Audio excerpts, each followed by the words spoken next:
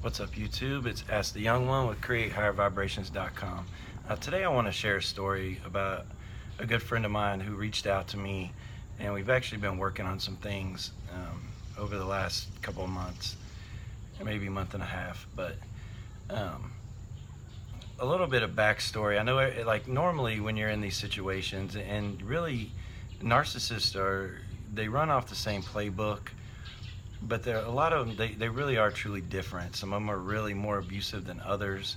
Some of them are more covert. Some of them are overt. Some of them are malignant. It's just all different. And they all have like their own way of doing things. So in this video, I'm gonna talk about a friend of mine who's in a marriage with 4 kids. He's realized that the way he's being made to feel, like when he originally approached me, he was like, every time I try to do anything for myself, I get made to feel horrible.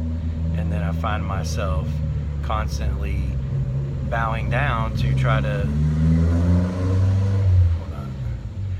He finds himself bowing down to constantly try to make his spouse feel better because of how bad he feels for doing something for himself. So a little backstory, he works from home.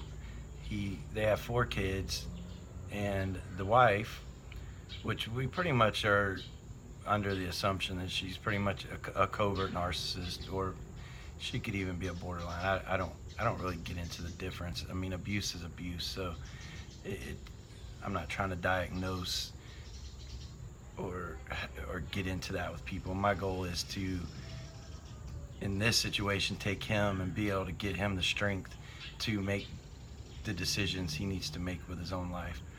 So, but anyway, she works a lot. Like, she's always gone, she's always at work, she gets these random days off, so it's always usually him playing the part of both parents, since he works from home and he gets the kids and takes them to school. He's home when the kids get home, etc. So the issue that he reached out to me about was really a lot of guilt. Like, he feels a lot of guilt all the time, because when he gets a little bit of free time, he's actually started meditating. He's actually started changing his mindset to a more positive direction. And when he started doing these things, it started off with meditation, and he would have to deal then with the anger of his wife. Like, she would literally throw these little fits, make life completely, absolutely miserable for him, make him feel absolutely miserable for meditating, which is something he's doing to promote his own self-development, his own self-growth. And that apparently was a problem, which is another issue with these narcissists and toxic people. They don't like for you to start outgrowing them, I would suppose would be a word. They don't like positivity. They don't like for you to start seeing things. They want to keep you buried. They want to keep you controllable, which, as long as they can inflict guilt or shame onto you, they can control you, because they're projecting their own guilt and their own shame. But except the difference between us and them is we actually feel it. So it started off with them trying to learn to meditate. This is originally why he reached out to me, to work with him on teaching him some mindful meditations. So we get to that starts to not work, because he can't take the time for himself because of the guilt and the anger that he would have to face over this. So he started telling her that when she was home and she could spend some time with the kids, when they weren't doing things as a family, that he would like to go to the gym. Well, he started going to the gym. I think he got through it twice before the anger again. Like, literally, she would just create problems, call him up in a very angry tone, and create some reason to be angry at him, and therefore it would create more guilt in him again. So he would stop doing for himself and start going to, again, try to appease her, to please her, to make her not angry with him, because to him life is so much easier when she's not angry. again, he's completely being controlled through his guilt, through his own shame. So after the second time he contacted me, we really got to digging deep and getting really started talking. It really was a pretty easy process. It really happened rather quick, and it's just like I told him to start thinking about all the times he really felt this guilt, all the times that he didn't feel or like he was doing something wrong, when in reality he was just trying to be himself and in trying to do things for himself.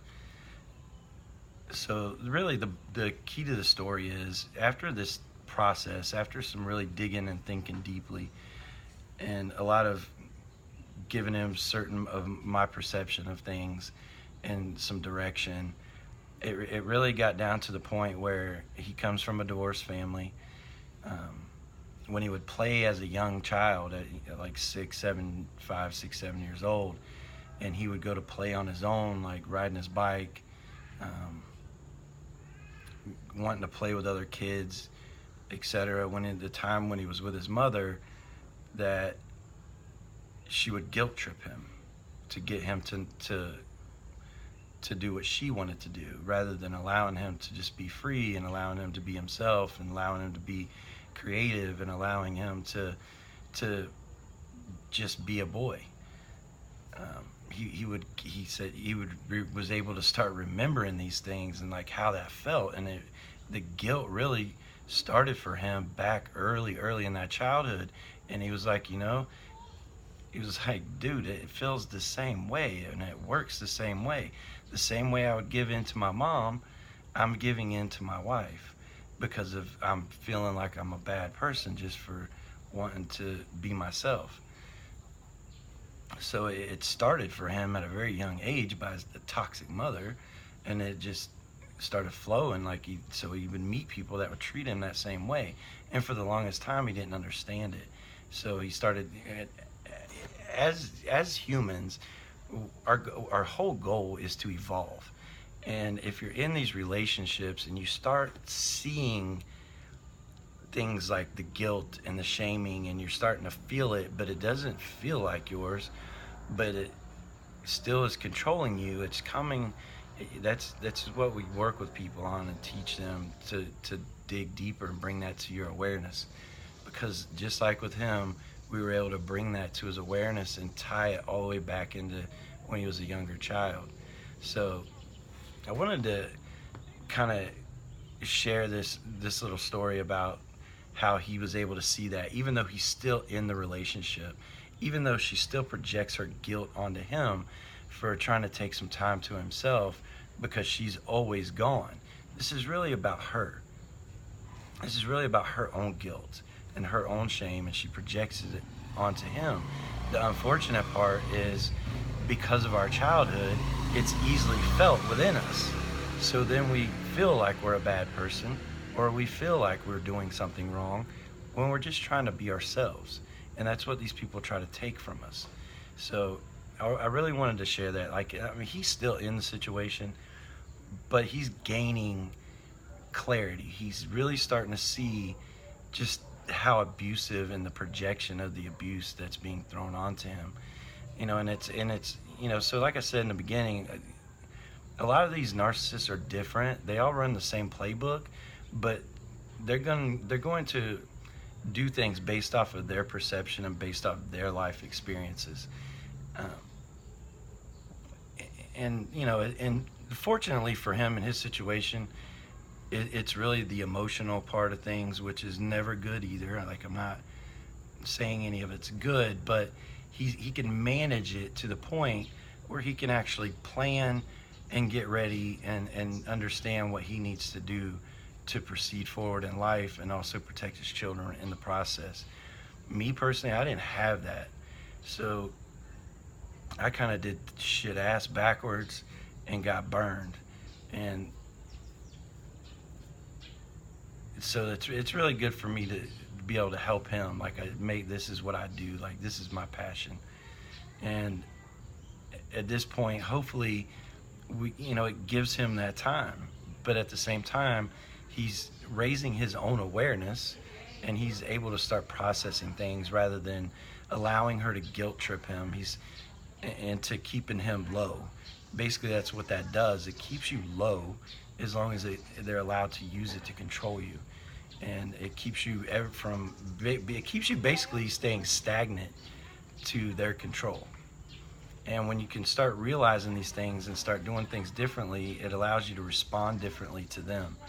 And however, he knows his situation better than I do as far as day to day how he needs to respond, but he's actually learning that, and in the process he's managing his time to plan his own way out of these things, or this relationship. So I wanted to come on, create a video, talk a little bit about this experience that he's had, how he's able to see this, and how the narcissist in his life was using the guilt that his mother inflicted on him in early childhood to then gain her control over him. This is a lot of the things that happen. That's why in healing, it's very, very important that we find ourselves. It's very important that we start finding our own inner child again, and we reintroduce ourselves to that inner child, because that's going to be a very, very important key to healing and moving forward to having a successful, happy, joyful life, and no longer ever being controlled by these people.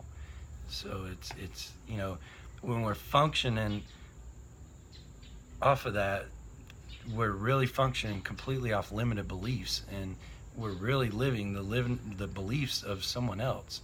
That guilt that he was feeling is the perception of his mother being put onto him, that he's doing something wrong because he wants to just be a kid. Same thing started reflecting in his adult life, that something was wrong with him because he just wanted to make himself a better person and start moving and gaining interest in his own self-development and his own spiritual growth. So it comes down to you can't grow consciously and spiritually in a loving relationship with an unconscious person that is toxic and refuses to do it. You're gonna grow like this. It will never grow into one. So I wanted to share that story. I hope it can resonate with some people. Even if you're still in these situations, you can still start bringing things to your awareness. You can still start becoming mindful of what you're feeling, how they're projecting. It's one of the biggest things in dealing with them is understanding they're projecting onto you. And when we have kids with them, it's even more important that we really get mindful to what we're feeling during these exchanges with them, if you have to have an exchange with them. Obviously, co-parenting is probably out of the window and not ever going to happen with one of these people, but you still probably have to have some sort of relationship with this person on some level. And again, I wanted to reiterate, even in his situation, and that he's able to gain this awareness. I also have a client that's extremely aware and is doing a magnificent job in managing her situation. And at the end of the day, the goal is to break free of these situations. But when you have children with these situations, these types of people, it's extremely, it makes things a lot more difficult. Unless, like in my situation, if I would have been aware now, like then, I probably would have handled things a completely different way. But I wasn't aware. I didn't know what I was dealing with. I didn't have any idea. All that stuff started coming afterwards. So it was, it's neither here nor there at this point for me, but I can help other people with it. So I wanted to share that story because it's actually a positive. There's so much about the damage these people do, and they do a lot of damage, but you can learn to manage it if depending on the situation. Now, if you're with somebody that's beating you or you fear for your life, obviously the goal would be to get out as soon as possible. But if you're in a situation where it's not actually an option at the moment, you can start raising your awareness. You can start using mindfulness. You can start learning to recognize and understand that no one else can make you feel anything. So if these people, if you're still in it and they're making you feel a certain way, follow that feeling, because it's something else inside of yourself. And you can begin to recognize that. And again, that helps with managing these relationships until you're able to get yourself free and in the relationship. So with that, I wanted to share a story, and I will jump off here for now. Hopefully we'll keep up some more videos, and I hope everybody's doing well. Thank you for watching. If this resonates, please like, share, hopefully subscribe. If anybody needs one-on-one coaching, would like to go further into that inner child, would like to go further into healing themselves, recognizing things, getting a different perception of things, feel free to contact me. The website, createhighervibrations.com, or my email. Stuff will be in the description below, as people, make sure we do it right down, and hit the little ding bell up there if you want to get more of the videos. So hopefully that helps. Hope everybody has a great weekend, and love and light to you all. Namaste.